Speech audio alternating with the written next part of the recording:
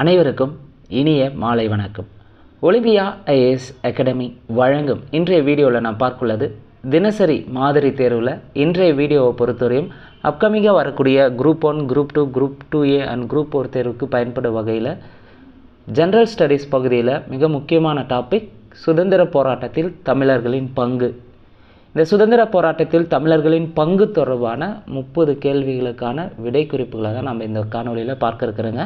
வீடியோஸை முழுமையாக பாருங்கள்.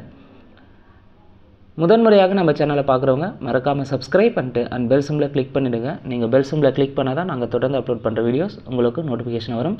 இந்த வீடியோக்கான பிடிஎஃப் லிங்க் டிஸ்கிரிப்ஷனில் தரப்பட்டுள்ளது. தேவையானவங்க டவுன்லோட் பண்ணி டெஸ்ட் போட்டு பார்த்துக்காங்க. அதே போல் ஒலிம்பியா ஐஏஎஸ் அகாடமி டெலகிராம் சேனலுக்கான லிங்க்கும் டிஸ்கிரிப்ஷனில் தரப்பட்டுள்ளது. முதல் கேள்வி, ஆங்கிலேயர்களுக்கு முதல் எதிர்ப்பு யாரால் ஏற்பட்டது? ஆங்கிலேயர்களுக்கு பொறுத்தவரை முதல் எதிர்ப்பு பூலித்தேவனால் ஏற்பட்டது. கேள்வி 2, பாளையக்காரர் பற்றிய கூற்றுகளை கவனி. 1, விஜயநகர ஆட்சியாளர்கள் தங்கள் மாகாணங்களில் நாயக்கர்களை நியமித்தனர். 2, மதுரை நாயக்கர் பாளையக்காரரை நியமித்தார். 3, 1529 விஸ்வநாதர் மதுரை நாயக்கரானார். 4, 1530 விஸ்வநாத நாயக்கர் அவரது அமைச்சர் அரியநாதருடன் கலந்து ஆலோசித்து பாளையக்காரர் முறையை ஏற்படுத்தினார். அதன் மூலம் நாடு 72 பாளையங்களாக பிரிக்கப்பட்டது. மேற்கண்ட கூற்றுகளில் தவறானது எது எவைன்னு கேட்டிருக்காங்க. இப்போ பாளையக்காரர் தொடர்பான கேள்வி. இதில் தவறானது 4 மட்டும்தான் தவறு. என்ன தவறுனா 1530 இங்கே தந்திருக்காங்க. 1530 விஸ்வநாத நாயக்கர் என்ன பண்ணியிருப்பாருன்னா அமைச்சர் அரியநாதருடன் கலந்தாலோசித்து பாளையக்காரர் முறையை ஏற்படுத்தினார்னு கொடுத்துருக்காங்க. கிடையாது. எப்போனா 1529 விஸ்வநாத நாயக்கர் அவரது அமைச்சர் அரியநாதருடன் கலந்தாலோசித்து பாளையக்காரர் முறையை ஏற்படுத்தியிருப்பார். மதுரையினுடைய முதல் பாளையக்காரர்னா விஸ்வநாத நாயக்கர் தான். மதுரையின் முதல் நாயக்கர் யாருன்னா விஸ்வநாத நாயக்கர் தான். 1529 பதவியேற்று அதே ஆண்டில் பார்த்திங்கன்னா அமைச்சர் அரியநாதருடன் கலந்து ஆலோசித்து பாளையக்காரர் முறையை ஏற்படுத்தினார். அதன் மூலமாக 72 பாளையங்களாக பிரிச்சிருப்பாங்க. இங்கே 1530 இருக்குது. அப்போ இங்கே தவறானது 4 மட்டும் தவறு. கேள்வி 3, பாளையக்காரர்கள் தாங்கள் வசூலித்த வரி பணத்தில் டேஸ் பங்கினை மதுரை நாயக்கர்களுக்கு கொடுத்தனர். பாளையக்காரர்கள் என்ன பண்ணாங்கன்னா தாங்கள் வசூலித்த வரி பணத்தில் 1/3 பங்கை பார்த்திங்கன்னா மதுரை நாயக்கர்களுக்கும் அடுத்த 1/3 பங்கை என்ன பண்ணாங்கன்னா இராணுவ செலவிற்கும் கொடுத்து விட்டு மீதியை அவங்க எடுத்துக்கொண்டனர். பாளையக்காரர்கள் எடுத்துப்பாங்க. கேள்வி 4, தவறான இணை எது? ஸோ கிழக்கு பாளையத்தை தலைமை தாங்குது கட்டபொம்மன் சரி, மேற்கு பாளையத்துக்கு தலைமை தாங்குது பூலித்தேவன் சரி. 1792 பாண்டிச்சேரி உடன்படிக்கை ஆங்கிலேய அதிகாரம் பாளையக்காரர்கள் மீது செலுத்தப்பட்டது. ஸோ ஆங்கிலேய அதிகாரம் பாளையக்காரர்கள் மீது செலுத்தப்பட்டது எந்த உடன்படிக்கைனா 1792 கர்நாடக உடன்படிக்கை தான். இங்கே பாண்டிச்சேரி உடன்படிக்கைன்னு தந்திருக்காங்க. அப்போ தவறானது ஆப்ஷன் சி. அதே டி ஆப்ஷன் சரியாக இருக்குது. இந்தியாவில் ஆங்கில ஆட்சியை எதிர்ப்பதில் தமிழ்நாட்டில் முன்னோடியாக திகழ்ந்தவர் பூலித்தேவர். கேள்வி 5, இந்தியாவில் ஆங்கிலேயருடன் போரிட்டு அவர்களை தோற்கடித்த முதல் இந்திய மன்னர் யார்? இந்தியாவில் ஆங்கிலேயருடன் போரிட்டு அவர்களை தோற்கடித்த முதல் இந்திய மன்னர் பூலித்தேவர். கேள்வி 6, பின்வரும் கூற்றுகளில் தவறானதை தேர்வு செய்க. தவறானது ஆப்ஷன் சி தான் தவறு. 6வது கேள்விக்கு 1760 நெற்கட்டு செவலை ஆற்காடு நவாப்பின் படைகள் கைப்பற்றியதுன்னு சொல்லியிருக்காங்க. தவறு. எப்போ கைப்பற்றியிருப்பாங்கன்னா ஆற்காடு நவாப்பின் படைகள் 1761 கைப்பற்றியிருப்பாங்க. நெற்கட்டு சேவலை ஆற்காட்டின் நவாப்பின் படைகள் 1761 கைப்பற்றியிருப்பாங்க. இங்கே 60ன்னு தந்திருக்காங்க. அப்போ தவறானது ஆப்ஷன் சி. அதே மற்ற 3 ஆப்ஷனும் சரியாக இருக்குது. பூலித்தேவர் நவாப் மற்றும் ஆங்கிலேயரை எதிர்க்க பாளையக்காரர்களின் கூட்டமைப்பை உருவாக்க முயன்றார். சரி. 1759 யூசப் கான் தலைமையிலான ஆற்காட்டு நவாப்பின் படைகள் நெற்கட்டு சேவலை தாக்கின. சரி. பூலித்தேவர் தலைமறை வாழ்க்கை வாழ்ந்து 1764 மீண்டும் நெற்கட்டு சேவலை கைப்பற்றினார். சரி. கேள்வி 7, பின்வரும் கூற்றுகளை கவனித்து சரியானதை தேர்வு செய்க. 1, பூலித்தேவரை 1767 கேப்டன் கேம்பல் தோற்கடித்தார். சரி. 2, பாண்டியர்களின் கீழ் நிலமானிய அடிப்படையில் பாஞ்சாலங்குறிச்சியை தலைநகராக கொண்டு ஜெகவீரபாண்டிய கட்டபொம்மன் வீரபாண்டியபுரத்தை ஆட்சி செய்தார். சரி. 3, விஜயநகர பேரரசின் வீழ்ச்சிக்கு பின் முகலாயர்கள் தெற்கில் தங்கள் மேலாண்மையை நிறுவினர். சரி.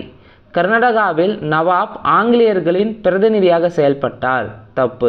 கர்நாடகாவில் நவாப் பார்த்தீங்கன்னா யாருடைய பிரதிநிதியாக செயல்பட்டிருப்பார்னா முகலாயர்களின் பிரதிநிதியாக செயல்பட்டார்.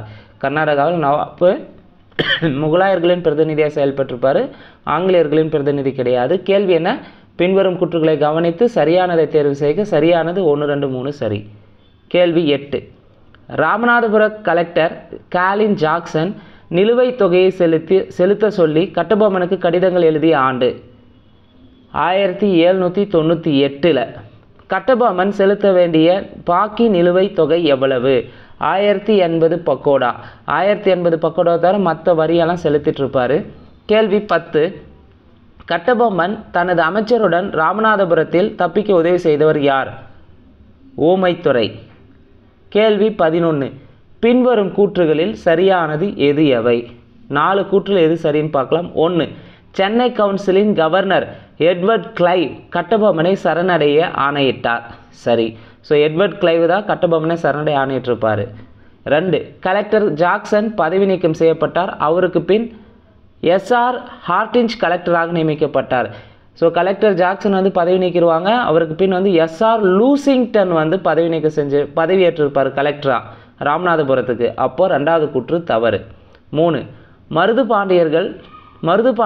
பாளையக்காரர்களை ஒன்றிணைத்து ஆங்கிலேயர்களுக்கு எதிராக தென்னிந்திய கிளர்ச்சியாளர் கூட்டமைப்பை ஒன்றை உருவாக்கினார். மருது பாண்டியர் பாளையக்காரர்களை ஒன்றிணைத்து ஆங்கிலேயர்களுக்கு எதிராக தென்னிந்திய கிளர்ச்சியாளர் கூட்டமைப்பை ஒன்றை உருவாக்கினார். சரி.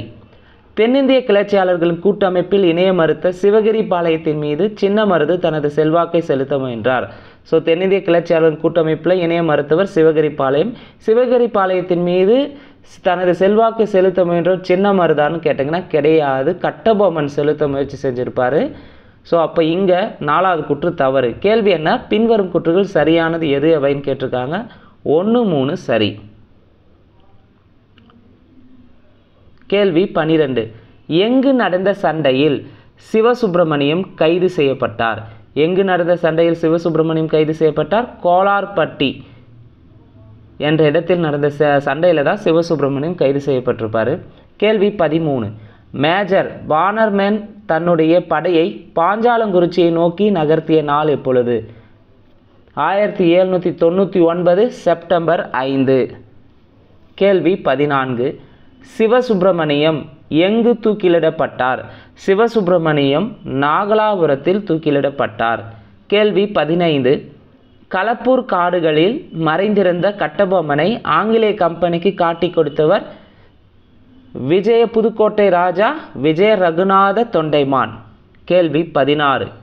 கட்டபொம்மன் கயத்தாறு என்ற இடத்தில் தூக்கிலிடப்பட்ட நாள். கட்டபொம்மன் கயத்தாறு என்ற இடத்தில் தூக்கிலிடப்பட்ட நாள் பார்த்தீங்கன்னா 1799 அக்டோபர் 16. அக்டோபர் 16ஆம் தேதி தான் கட்டபொம்மனை தூக்கிலிட்டிருப்பாங்க. தெளிவாக தந்திருப்பாங்க. இங்கே 8th புக்கில் பொறுத்தவரையும் என்ன பண்ணியிருப்பாங்கன்னா அடுத்த நாள்னு சொல்லியிருப்பாங்க. 15ஆம் தேதி வந்து கட்டபொம்மனை வந்து நிறுத்துவாங்க, 16ஆம் தேதி தூக்கிலிடுவாங்க. கேள்வி 17. சிவகங்கையின் ராணி வேலுநாச்சியார் எத்தனை வயதில் சிவகங்கையின் ராஜா முத்து வடுகநாதருக்கு திருமணம் செய்து வைக்கப்பட்டார்? சிவகங்கையின் ராணியான வேலுநாச்சியார் எத்தனை வயதில் சிவகங்கையின் ராஜா முத்து வடுகநாதருக்கு திருமணம் செய்து வைக்கப்பட்டார்? 16 வயதில். கேள்வி 18. ஆற்காடு நவாப் மற்றும் பிரிட்டிஷ் படைகள் சிவகங்கையின் மீது போர் தொடுத்த ஆண்டு எப்பொழுது? 1772. கேள்வி 19. வேலுநாச்சியார் தனது மகள் வெள்ளச்சி நாச்சியாருடன் தப்பித்து திண்டுக்கல் அருகில் உள்ள விருபாட்சியில் யாருடைய பாதுகாப்பில் வாழ்ந்தார்? கோபால நாயக்கர் பாதுகாப்பில் வாழ்ந்திருப்பார். கேள்வி 20. இந்தியாவின் முதல் தற்கொலை தாக்குதலை நிகழ்த்தியவர் யார்? இந்தியாவிலேயே முதல் தற்கொலை தாக்குதலை நிகழ்த்தியவர் குயிலி. கேள்வி 21. இந்தியாவில் பிரிட்டிஷ் காலனி ஆதிக்கத்தை எதிர்த்து போரிட்ட முதல் பெண்ணரசி. இந்தியாவில் பிரிட்டிஷ் காலனி ஆதிக்கத்தை எதிர்த்து போரிட்ட முதல் பெண்ணரசி வேலுநாச்சியார். கேள்வி 22. சிவகங்கை சிங்கம் என்று அழைக்கப்பட்டவர் யார்? சிவகங்கை சிங்கம் என்று அழைக்கப்பட்டவர் சின்னமருது. கேள்வி 23. பொறுத்துக. சிறுவயல் சின்னமருதனுடைய தலைநகராக இருந்திருக்கும். மருது சகோதரர்களுக்கு எதிராக படை கர்னல் அக்னியும் மற்றும் கர்னல் இன்ஸும் சேர்ந்து மருது சகோதரர்களுக்கு எதிராக படையை திரட்டியிருப்பாங்க. தென்னிந்திய கிளர்ச்சி 1800 to 1801 நடைபெற்றது. பாஞ்சாலங்குறிச்சி கோட்டையை கைப்பற்றுதல். பாஞ்சாலங்குறிச்சி கோட்டையை கைப்பற்றியிருப்பார் காலின் மெக்காலே. சரியான விடை 1 2 3 4 சரி. கேள்வி 24. தவறான இணை எது? தவறான இணை ஆப்ஷன் டெல்லி. சென்னை கிருஷ்ணப்ப நாயக்கர்னு வந்திருக்கும். கிருஷ்ணப்ப நாயக்கர் வந்து சென்னை கிடையாது, மைசூர். மைசூரின் கிருஷ்ணப்ப நாயக்கர் தான் வந்திருப்பாங்க, இங்கே சென்னைன்னு தந்திருக்காங்க. அப்போ தவறான இணை ஆப்ஷன் டெல்லி. அதே சிவகங்கை மருது சகோதரர்கள், திண்டுக்கல் கோபால நாயக்கர், மலபார் கேரளவர்மன். முதல் 3 ஆப்ஷன் சரியாக இருக்குது. கேள்வி 25. மருது சகோதரர்கள் திருச்சிராப்பள்ளி பிரகடனம் என்று அழைக்கப்பட்ட சுதந்திர பிரகடனம் ஒன்றை வெளியிட்ட ஆண்டு எப்பொழுது? ஜூன் 1801. இந்த திருச்சிராப்பள்ளி பிரகடனத்தை வந்து பார்த்தீங்கன்னா திருச்சி மலைக்கோட்டையிலும் அடுத்து வந்து ஸ்ரீரங்கம் கோயிலும் ஒட்டியிருப்பாங்க.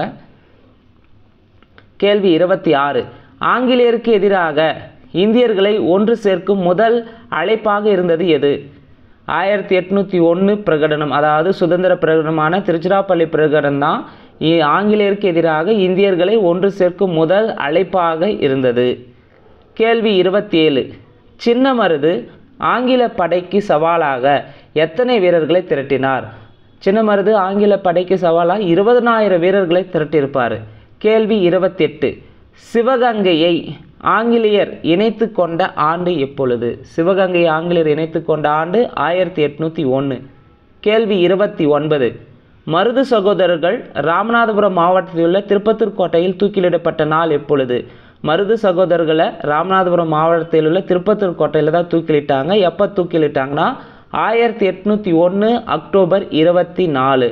அதே 1801 நவம்பர் 16 ஊமைத்துறை மற்றும் செவத்தையாவை கைது செய்து பாஞ்சாலங்குறிச்சியில் தூக்கிலிட்டாங்க.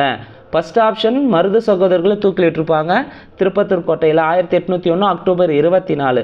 ரெண்டாவது ஆப்ஷன் பார்த்தீங்கன்னா 1801 நவம்பர் 16 ஊமைத்துறை மற்றும் செவத்தையா கைது செய்யப்பட்டு பாஞ்சாலங்குறிச்சி கோட்டையில் தூக்கிலிட்டிருப்பாங்க. கேள்வி 30. வேல்ஸ் இளவரசர் தீவு என்று அழைக்கப்பட்ட தீவு எது? மலாயாவில் உள்ள பினாங்கு தீவு தான் பின்னாளில் வேல்ஸ் இளவரசர் தீவு என்று அழைக்கப்பட்டது. இந்த வீடியோவை பொறுத்தவரையும் சுதந்திர போராட்டத்தில் தமிழர்களின் பங்கு என்ற தலைப்பில் ஜிஎஸ் பகுதியிலேருந்து பார்த்துருக்குறேங்க 30 கேள்வி. இந்த வீடியோ உங்களுக்கு பிடிச்சிருந்தால் லைக் பண்ணுங்கள், கமெண்ட் பண்ணுங்கள். மறக்காமல் டிஎன்பிஎஸ்சி எக்ஸாமுக்கு ப்ரிப்பேர் பண்ணுற உங்கள் ஃப்ரெண்ட்ஸ்க்கு ஷேர் பண்ணுங்கள். நன்றி, வணக்கம்.